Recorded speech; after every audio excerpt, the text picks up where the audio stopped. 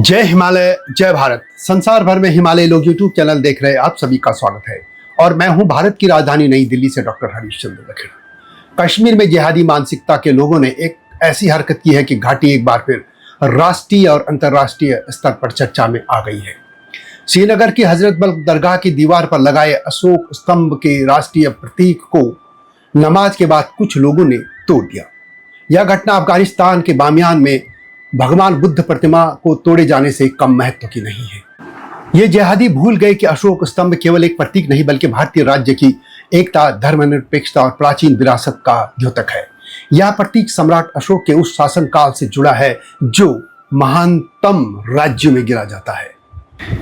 अशोक स्तंभ के प्रतीक को तोड़ना एक दीवार तोड़ना नहीं था, एक पत्थर तोड़ना या एक कोई धातु का टुकड़ा तोड़ना नहीं था, बल्कि भारतीय संस्कृति और भारतीय सांस्कृतिक प्रतीकों और राष्ट्रीय पहचान के खिलाफ खड़े होने का प्रयास था। और यही संदेश पूरे विश्व में गया है।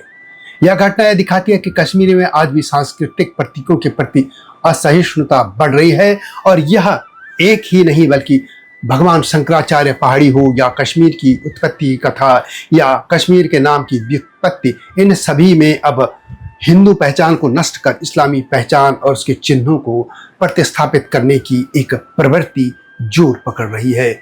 इसी मुद्दे पर मैं विस्तार से बात करूंगा, लेकिन जब तक मैं आगे बढ़ूं आपसे अनुरोध है कि हिमालय लोग यूट्यूब चैनल को सब्सक्राइब अवश्य कर दीजिएगा जो चैनल पर नए हैं या जिन्होंने अब तक ऐसा नहीं किया है, और मेरे सत्यमेव जयते चैनल को भी देखिएगा, ये आपसे विनम्र अनुरोध है। तो बात करते हैं कश्मीर घाटी की। यह कोई पहली घटना नहीं है कश्मीर में। वास्तव में कश्मीर में हिंदू सभ्यता की मूल जड़ों को काटकर वहां इस्लामी प्रतीकों को थोपने की कोशिश हो रही है। आदि शंकराचार्य पहाड़ी, कश्मीर की उत्पत्ति की कथा और यहाँ तक कि कश्मीर नाम की व्युत्पत्ति समेत बहुत सी हिंदू परंपरा और पहचान को धीरे धीरे बदलने और इस्लामी चिन्हों से प्रतिस्थापित करने की यह प्रवृत्ति स्पष्ट देखी जा सकती है। आदि गुरु शंकराचार्य पहाड़ी का उदाहरण सबसे प्रमुख है।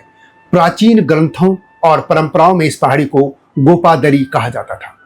यहाँ आदि शंकराचार्य जी ने अपने कश्मीर प्रवास के समय निवास किया और ध्यान लगाया था, इसलिए यह स्थान शंकराचार्य मंदिर के रूप में भी पवित्र माना जाता है। राजतरंगिणी जैसे इतिहास ग्रंथ में भी इसका उल्लेख मिलता है, परंतु समय के साथ इस पहाड़ी का नाम बदलकर तख्त सुलेमान अर्थात सुलेमान का सिंहासन कर दिया गया। यह नामकरण केवल भाषाई परिवर्तन नहीं था बल्कि धार्मिक और सांस्कृतिक पहचान को बदलने का प्रयास था।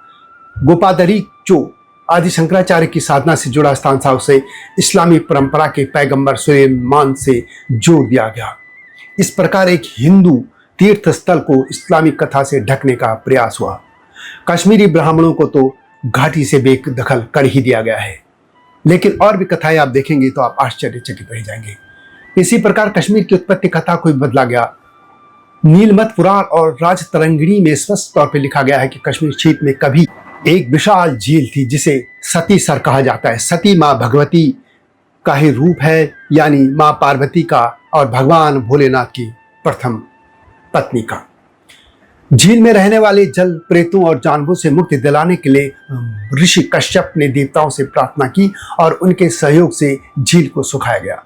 पर्वतों को तोड़कर जल निकाला गया और वहां एक उपजाऊ घाटी बनी जिसे बाद में कश्मीर कहा गया।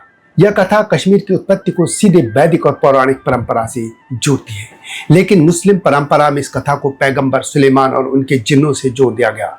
मुस्लिम इतिहासकारों ने लिखा कि जब सुलेमान इस धरती पर आए तो उन्होंने यह स्थान देखा और उन्हें यह अच्छा लगा।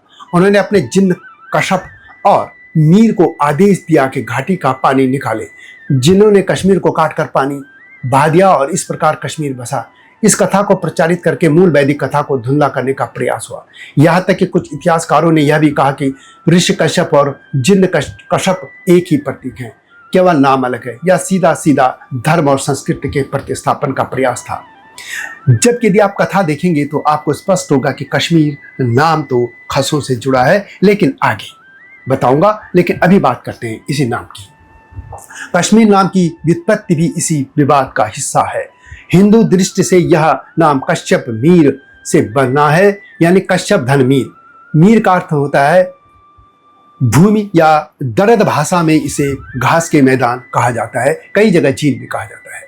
नीलमत पुराण और राजतरंगिणी दोनों ग्रंथ से स्पष्ट करते हैं कि कश्मीर का अर्थ वह भूमि जिसे ऋषि कश्यप ने झील से मुक्त किया। यह व्याख्या सीधे हिंदू परंपरा से जुड़ी है, लेकिन एक और दृष्टिकोण है। कश्मीर की प्राचीन जनजातियों खसों से यह नाम जुड़ा है। महाभारत और अन्य ग्रंथों में भी खसों का उल्लेख मिलता है। वे हिमालय की एक प्रमुख जनजाति थी। इस दृष्टिकोण के अनुसार कश वास्तव में खस है और मीर का अर्थ घास के मैदान, जैसे मैंने पहले भी कहा दर्द भाषा में। इस प्रकार कश्मीर का अर्थ खसों के घासों का मैदान होता है। यहाँ भी नामकरण की जड़ें भारतीय परंपरा और जनजातीय जीवन से जुड़ी हैं, लेकिन इस्लामी इतिहासकारों ने कश्मीर नाम को सुलेमान के कथा से जोड़ने की कोशिश की। उन्होंने कहा कि कश वास्तव में जिन्न कश्यप का नाम है और मीर जिन्न मीर का। इस तरह कश्मीर का नाम भी इस्लामी कथा से जोड़ने का प्रयास किया गया, जबकि वास्तविकता यह है कि मीर शब्द संस्कृत के मीरू से आया है, जिसका संबंध सुमेरु पर्वत से है और जो हिंदू ब्रह्मांड विज्ञान का केंद्रीय प्रतीक है। इन उदाहरणों से साफ है कि कश्मीर की भाषा, नाम, उत्पत्ति कथा और स्थल नामों को इस्लामी कथाओं से ढकने का यह जो प्रयास किया जा रहा है या लंबे समय से प्रक्रिया चली आ रही है, उसे अब कोई रोकने की कोशिश भी नहीं कर रहा है।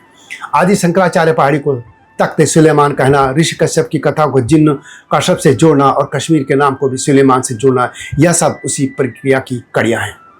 आज जब अशोक चिन्ह को लेकर विवाद खड़ा हुआ है, तो यह केवल एक प्रतीक की तोड़फोड़ नहीं है, यह एक ऐतिहासिक सिलसिले की ताजा कड़ी है, जहां कश्मीर की प्राचीन वैदिक और हिंदू जड़ों को मिटाकर नई पहचान गढ़ने की कोशिश की जा रही है।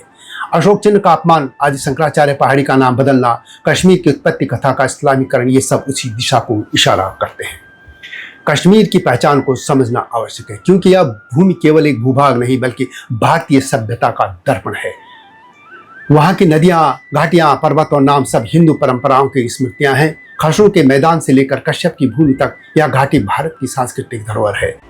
इस धरोहर को बार बार तोड़ा और बदला जाएगा तो न केवल कश्मीर बल्कि पूरे भारत की सांस्कृतिक आत्मा आहत होगी। इसलिए आज आवश्यकता है कि कश्मीर की प्राचीन स्मृतियों को पुनः जीवित किया जाए, लोगों को बताया जाए कि यह भूमि ऋषि कश्यप और वैदिक परंपरा की देन है, या खसों की संस्कृति की पहचान है और भारत की आत्मा का अभिन्न अंग है।